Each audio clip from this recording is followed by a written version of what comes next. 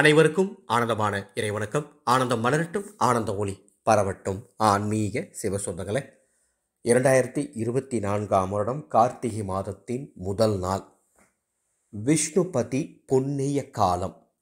இந்த காலத்தில் நாம் என்ன செய்தால் நம்ம குடும்பத்துக்கு செல்வமும் செல்வாக்கும் சேரும், நம்ம குடும்பத்தில் மகிழ்ச்சி உண்டாகும், பெருமாளின் பரிபூர்ணமான அருள் கிடைக்கும் என்பதை 2 விதமாக சொல்ல போகிறேன். பெருமாள் ஆலயத்தில் என்ன செய்யணும், வீட்டில் என்ன செய்யணும்னு 2 விதமாக ரொம்ப எளிமையாக சொல்ல போகிறேன். தவற விட்டுறக்கூடாது. விஷ்ணுபதி புண்ணிய காலங்கிறது ரொம்ப ஒரு அற்புதமான ஒரு காலம். இந்த காலத்தை தவற விட்டுட்டிங்கன்னா அடுத்து நீங்கள் சில மாதங்கள் காத்திருக்கணும். சரியா? விஷ்ணுபதி புண்ணிய காலம் அப்படின்னா முதல்ல என்ன? விஷ்ணுபதி அப்படின்னா என்ன? விஷ்ணுவாகிய இறைவன் உறையும் தளம், அதுதான் விஷ்ணுபதி அப்படின்னு சொல்லுவாங்க. உலகத்துக்கும் உயிர்களுக்கும் பாதுகாவலனாக இருக்கும் விஷ்ணு பகவான் பல அற்புதங்களை பக்தர்களுக்காக செய்யும் காலம்தான் இந்த விஷ்ணுபதி புண்ணிய காலம். தமிழ் மாதத்தில் வைகாசி, ஆவணி, கார்த்திகை, மாசி ஆகிய மாதங்களின் முதல் நாள் இந்த விஷ்ணுபதி புண்ணிய காலம் வரும். இந்த விஷ்ணுபதி புண்ணிய காலம் என்பது திருமாலின் அவதார புராணங்களுடன் நெருக்கமான இணைப்பில் சொல்லப்பட்டிருக்கு. இரண்யனை சம்ஹாரம் செய்து தன் பக்தனான பிரகலாதனை காப்பாற்றிய நரசிம்மரின் கோபம் தணியாமல் தனது உக்கிரமான வடிவிலேயே இருக்க தேவர்களும் முனிவர்களும் பயந்து லக்ஷ்மி தேவியிடம் வேண்டினர். லக்ஷ்மி தேவி ஐயனை சாந்தப்படுத்த ஒப்புக்கொண்டு பயபக்தியுடன் நெருங்கினாள் நரசிம்ம தேவரை. லக்ஷ்மி தேவியின் நிழல் பட்டவுடன் நரசிம்மமூர்த்தி சாந்தமடைந்து லக்ஷ்மி தேவி வேண்டியபடி கருணை வடிவமாக லக்ஷ்மி நரசிம்மனாக பக்தர்களுக்கு அருள் பாலித்தார். விஷ்ணுவின் இந்த செயல் நடந்த காலம் விஷ்ணுபதி புண்ணிய காலம். எவ்வளோ அற்புதமான காலம் பாருங்க அன்பானவர்களே. இந்த விஷ்ணுபதி புண்ணிய காலத்தில் நாம் தவறாமல் சில விஷயங்களை செய்யணும். நம்ம குடும்பத்துக்கு நல்லது நடக்க பார்த்து உங்களுக்காக ஒவ்வொரு விஷயமும் நம்ம சொல்லிகிட்டு இருக்கோம். இந்த சேனலை இது வரைக்கும் நீங்கள் சப்ஸ்கிரைப் பண்ணலாம், சப்ஸ்கிரைப் பண்ணிக்கோங்க. நேரத்தையும் வழிபாட்டையும் தெரிந்து கொள்வதற்கு முன்பாக ஒரு அறிவிப்பை மகிழ்ச்சியோடு உங்களுடன் பகிர்ந்து கொள்ள ஆசைப்படுகின்றேன். நமது ஆனந்த ஒளி அறக்கட்டளை அன்னசேவை என்ற ஒரு அமைப்பை ஏற்படுத்தி அதன் மூலமாக பல நல்ல உள்ளங்களை இணைத்து அன்னதானங்களை சிறப்பாக செஞ்சிட்ருக்கோம். இந்த அன்னசேவா திட்டத்திற்கு நிறைய பணம் தேவைப்படுகின்ற காரணத்தினால் ஆனந்த ஒளி ட்ரேடர்ஸ் என்ற ஒரு நிறுவனத்தை 2 நாட்களுக்கு முன்பாக நாம் தொடங்கினோம்.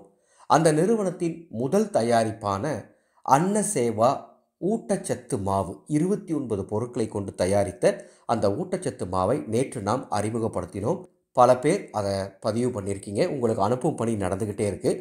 அடுத்ததாக நாம் இன்று ஒரு அருமையான தீப எண்ணெயை அறிமுகப்படுத்துகின்றோம். 3 அற்புதமான எண்ணெய்கள், நெய், நல்லெண்ணெய் மற்றும் தேங்காய் எண்ணெய், இந்த 3ஐயும் சில விகிதாச்சார அடிப்படையில் இணைத்து இதனுடன் 9 அற்புதமான மூலிகைகளை சேர்த்து பூஜையில் வைத்து உயிரூட்டி ஆனந்த ஒளி தீப எண்ணெயாக நாம் இன்று முதல் விற்பனைக்கு வழங்குகின்றோம். இந்த தீப எண்ணெய் மிக குறைந்த விலையில தான் நம்ம அறிமுகப்படுத்தியிருக்கோம். இந்த தீப எண்ணெயை உங்கள் வீட்டிற்கு தொடர்ந்து பயன்படுத்தி வந்தால் உங்கள் குலதெய்வத்தின் பரிபூர்ணமான அருள் கிடைக்கும், தெய்வ தேவதைகளின் பரிபூர்ணமான அருள் கிடைக்கும், மும்மூர்த்திகளின் பரிபூர்ணமான அருள் கிடைக்கும், முப்பெரும் தேவியரின் பரிபூர்ணமான அருள் கிடைக்கும், நவகிரகங்களின் பரிபூர்ணமான அருள் கிடைக்கும். அந்த அளவுக்கு அற்புதமான தெய்வ மூலிகைகள் 9 மூலிகைகள் இதில் சேர்த்திருக்கோம்.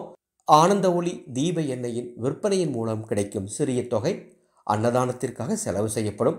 இந்த தீப எண்ணெயை வாங்கி பயன்படுத்திட்டு வாங்க, தொடர்ந்து பயன்படுத்திட்டு வாங்க. உங்கள் குடும்பத்தில் பல அற்புதங்கள் நடக்கும். என்னுடைய வாட்ஸ்அப் நம்பருக்கு தொடர்பு கொள்ளுங்கள். அதை எப்படி வாங்கிறது அப்படிங்கிற உங்களுக்கு சொல்கிறோம். ஆனந்தஒளி.com என்ற எங்களது வெப்சைட்லும் இந்த தீப எண்ணெயை நீங்கள் பெற்றுக்கொள்ளலாம்.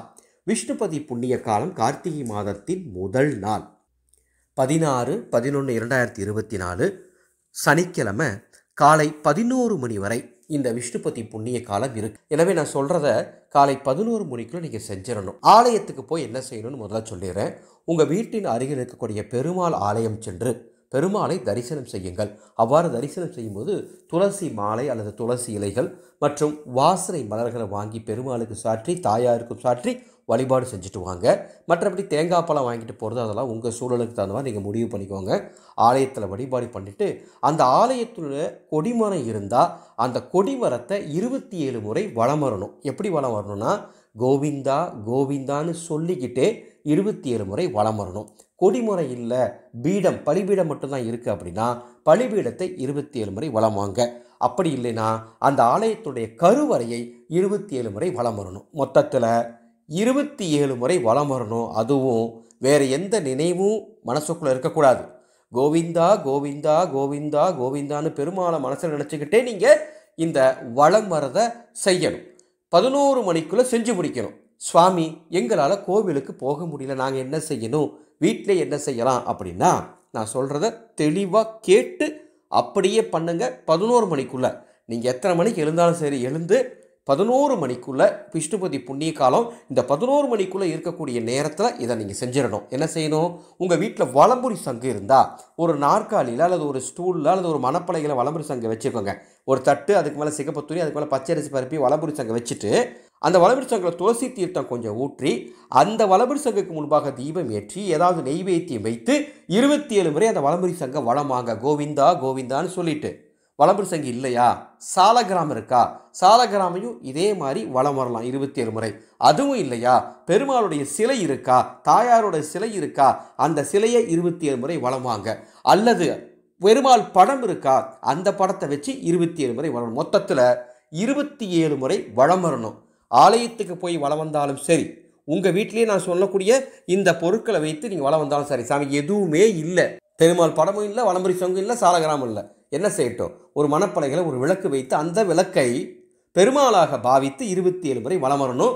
நெய்வேத்தியம் ஏதாவது இனிப்புகளை வச்சுக்கோங்க, பால் பழங்கள் வச்சுக்கோங்க, தூப தீப ஆராதனை காட்டுங்க.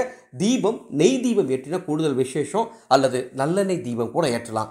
இவ்வாறு 27 முறை வலம் வந்து வணங்கிட்டு அந்த பொருளை எடுத்தீங்கள, சங்கோ சிலையோ சாலகிராமோ அல்லது படமோ அல்லது விளக்கோ, அதை எடுத்து மீண்டும் பூஜையிலே வச்சிடணும். கண்டிப்பாக அதை செய்யுங்க. உங்கள் வாழ்க்கையில் எந்த வித குறையும் இருக்காதுங்க. செல்வ செழிப்போடு நீங்கள் ஆனந்தமாக வாழ போகிறீங்க. அற்புதமான விஷ்ணுபதி புண்ணிய கால வழிபாடு உங்களுக்கு தெரிஞ்ச அத்துணை பேருக்கும் இந்த ஆடியோ பகிர்ந்துக்கோங்க. இந்த விஷ்ணுபதி புண்ணிய நேரத்தில் புண்ணிய காலத்தில் அன்னதானம் செஞ்சீங்கன்னா வார்த்தையால் சொல்ல முடியாத அளவுக்கு உங்கள் குடும்பத்துக்கு அன்னபூர்ணியோட அருள் கிடைக்கும். நமது ஆனந்தவழி அன்னசேவா டீம் அன்னைக்கு காலை 11 மணிக்குள்ள இல்லாதோருக்கும் இயலாதோருக்கும் அற்புதமான காலை உணவு பரிமாறுவதற்குண்டான ஏற்பாடு பண்ணியிருக்கோம். இந்த புனிதமான சேவைக்கு முடிஞ்சால் உதவி பண்ணுங்க.